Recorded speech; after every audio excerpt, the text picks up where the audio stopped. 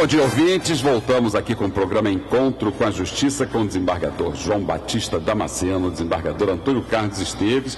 E nessa segunda parte do nosso programa nós vamos entrevistar o deputado Tio Carlos. O deputado Tio Carlos, que tem uma política do bem, né? Ele entrou para a vida pública, ele como empresário do bem, empresário da alegria, da cultura, do lazer, sempre vinculado à promoção de festas para crianças, para adolescentes. Ingressou na política sendo vereador do Rio de Janeiro e depois assumiu um mandato através do Partido Solidariedade na Assembleia Legislativa do Estado do Rio de Janeiro. Nós vamos conversar com ele sobre esta relação, ele como um empresário do lazer, empresário da alegria, da cultura, sempre vinculado a programas de educação de crianças e adolescentes. Na primeira parte do nosso programa nós entrevistamos aqui duas pessoas ligadas à área da cultura e da promoção dos direitos fundamentais de crianças e adolescentes. Mas antes, deputado Tio Carlos, de saudá-lo, nós vamos passar a palavra aqui para o nosso poeta, porque na nossa mesa tem um poeta, o desembargador Antônio Carlos Esteves, que ele sempre saúda o nosso convidado com uma poesia. E hoje ele vai saudar o nosso entrevistado, o deputado Tio Carlos, e também a ministra Carmen Lúcia, que inspirou vários comentários hoje na mídia, inclusive no programa Encontro com a Justiça. Aliás, o desembargador Antônio Carlos estava com a ministra Carmen Lúcia quando ela fez essa declaração que está hoje na mídia. Será um prazer ouvi-lo. Mas vamos ouvir com muito cuidado, porque ela falou alguma coisa sobre canalhas. Então, se o nosso poeta estava presente, certamente ela estava se referindo a outras pessoas e não àquele que privilegiadamente a estava assistindo ali. Bom dia, ouvintes. Hoje temos aqui uma mecânica diferente da exposição do pensamento parecido com poesia. E vai em homenagem ao nosso legislador, cuja função é básica para a democracia. E não era outra a defesa que a ministra fazia ontem, e eu não tinha esperança que ela pudesse ouvir as palavras que foram preparadas para ela. O que há numa mulher que faz do amor o mais rotineiro dos sentimentos mundanos? O que há numa mulher que faz de um rincão corriqueiro, de um perdido norte de Minas, a capital do dever cumprido? O que há numa mulher que nos exorta ao mergulho mais fundo no estudo dos fatos, nos segredos dos resultados, produtos do pensamento justamente convencido? O que há numa mulher, a não ser a verdade do que possa configurar o que há de melhor nos seres humanos, livres de ultrajes, cantados em prosa e verso, odes e hinos, vestidos de realidade, em trajes de dignidade e tudo o mais que torna a mais simples das existências graça e mistério de todos os destinos. Obrigado, ouvinte. Então, ouvintes, nós vamos poder ler e apreciar essa poesia em todo o seu conteúdo, com toda a sua inspiração, inspirado na ministra Carmen Lúcia, na nossa página Programa Encontro com a Justiça no Facebook. Logo mais já estará à disposição dos nossos ouvintes. E vamos mandar também essa poesia para a ministra Carmen Lúcia, porque ela é uma das mulheres que está sempre peregrinando pelo Brasil em defesa dos direitos da mulher. E ela falou que há muito preconceito contra a mulher na magistratura. O que é verdade, mas não é só na magistratura, ministra, é sobretudo, ministra, no sistema penitenciário.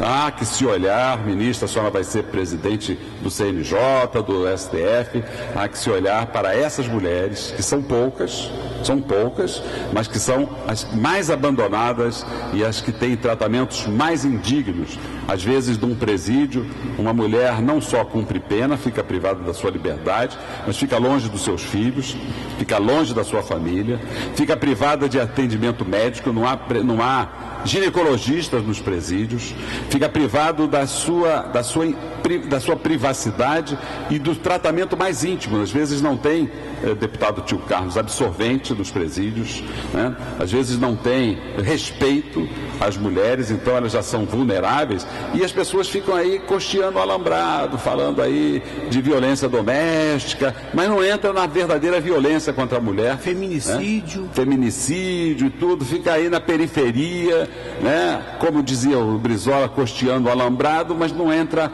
no cerne da questão, que é a violência contra a mulher, que o Estado pratica, né? que a sociedade pratica com consciência. Mas vamos entrevistar aqui o nosso deputado Tio Carlos. Tio Carlos tem uma página falando das suas propostas, ele fala de ética, de solidariedade, de respeito, de esperança.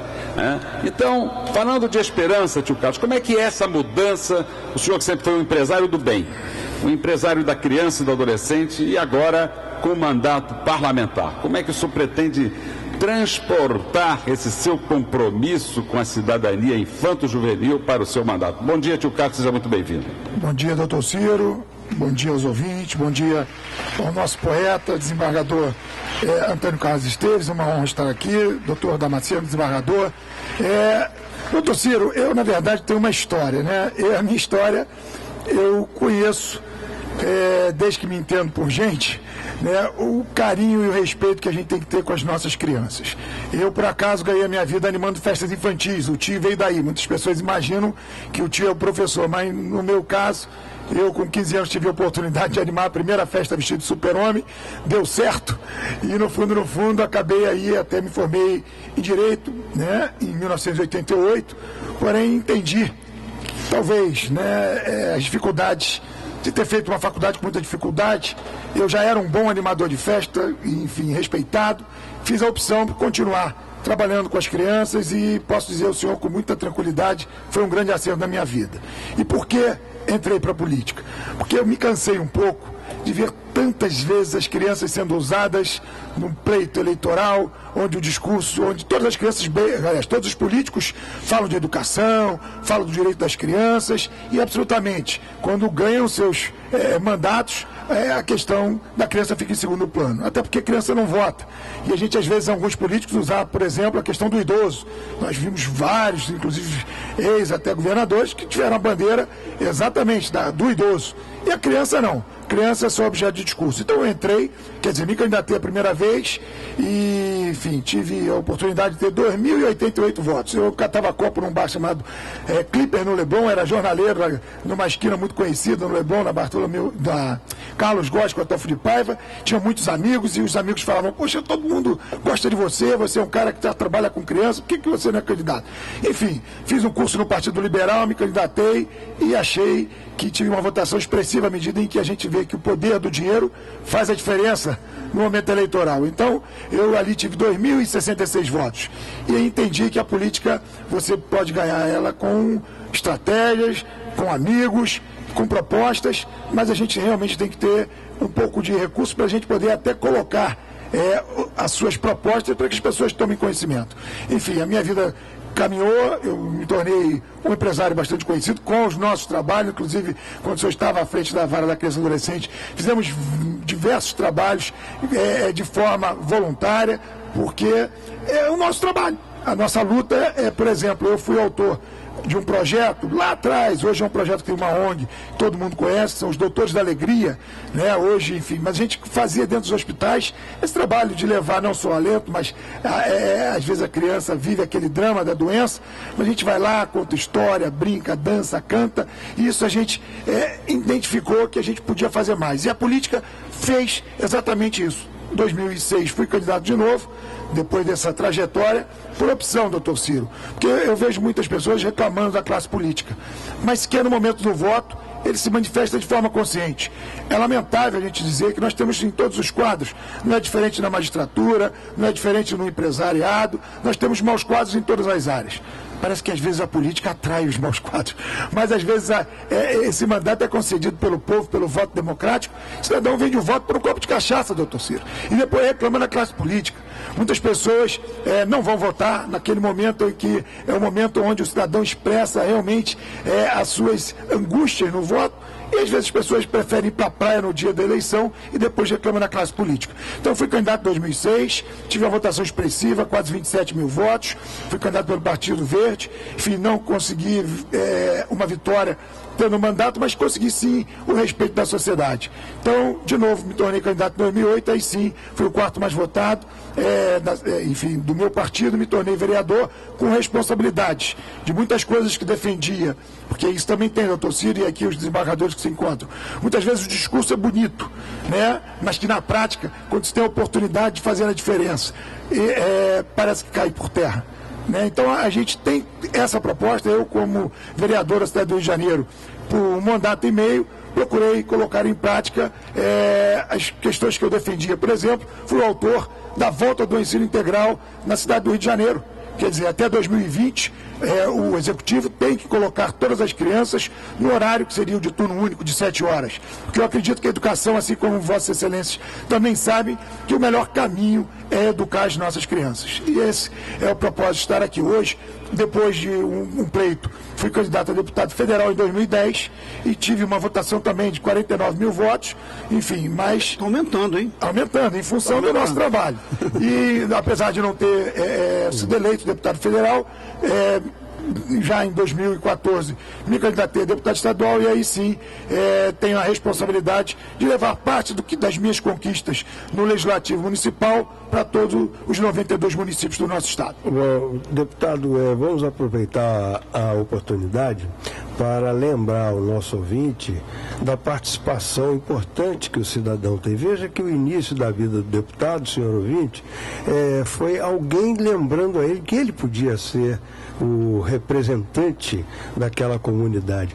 Você examine a vida do deputado, não fique apenas na oitiva, no ouvir o que ele está dizendo. Procure saber se isso que ele está dizendo é verdade. E se for, vote nele ou vote em alguém da sua confiança para que seja o seu representante. Isso aqui é a democracia, ouvinte. Mas olha, o doutor Antônio Carlos tocou numa questão fundamental. Menos mal, porque há pouco eu troquei do cachorro zoologia com sociologia. Mas o deputado coloca aqui uma questão que é da ausência eleitoral. Eu fiz um estudo, um levantamento para minha tese de doutorado e me surpreendeu que em todas as eleições, 1/5 do eleitorado não comparece para votar. Fica de 19% a 22%. Mesmo com voto obrigatório. Mesmo com voto obrigatório. Então nós temos uma média então, de 20% de abstenção e outros 20% de votos brancos e nulos. Então se nós tomarmos as abstenções, votos brancos e votos nulos, isso dá quase 40%. Ou seja, isso seria um peso suficiente para mudar os inconformados a tal ponto de não comparecer ou não votarem validamente, poderiam mudar a cara das instituições eletivas no Brasil. Nós vamos para um pequeno intervalo e depois voltamos hoje entrevistando o deputado Tio Carlos com uma pergunta já dos nossos ouvintes, pergunta da nossa ouvinte Virgínia lá da Gávea. Olha, Virgínia. Já ela manda para o senhor a seguinte pergunta: é verdade que o senhor teve uma puxada de tapete na Assembleia Legislativa? Puxada de tapete da Virgínia? A Virgínia está dizendo aqui, ela deve ser informada.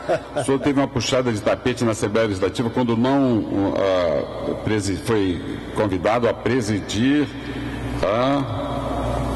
da criança? Isso aqui, depois do intervalo, o senhor vai responder a pergunta da Virgínia da Gávea.